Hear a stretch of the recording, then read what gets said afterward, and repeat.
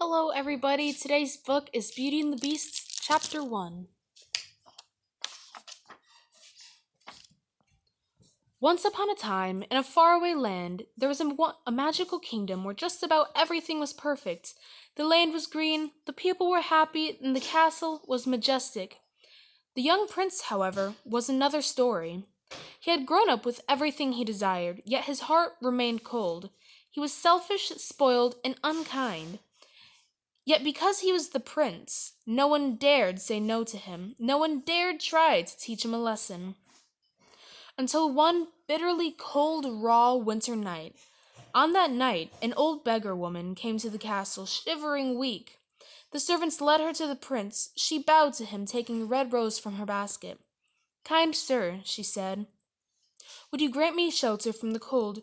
I regret I have no money, but I can also offer you the small perfect rose as a token of my gratitude." The servants had taken pity on the poor woman, but the prince saw only her filth and ugliness. "Begone, you foul beggar," he said, "and look not at my mirrors on the way out, lest they crack in horror." "My lord," the woman said, "don't be fooled by my outward appearance, for beauty is found within all things." "I see," replied the prince. "Then find beauty within someone else's house." He turned to his servants. "Take this old bag of bones away, I say." But before the servants could touch her, she began to glow with a powerful light. As they looked on in awe, the old woman was transformed into a beautiful enchantress. The prince shook with fright in the eyes of this enchantress. He could see anger that was terrifying. "Please forgive me," he cried, dropping to his knees. I didn't know." But she wouldn't let him finish. "I have seen there was no love in your heart," she said. "That makes you no better than a beast. And so you shall become a beast." "No," the prince protested. "Please." The enchantress raised her hands high. Slowly the boy changed. Dark hair sprouted from his face and hands. Claws grew from his fingertips. He screamed with pain as teeth became long and sharp. "I hereby cast a spell on this entire castle," the enchantress declared. "You shall remain a prisoner here, and you shall have no human company." Instantly, everyone else in the castle changed too.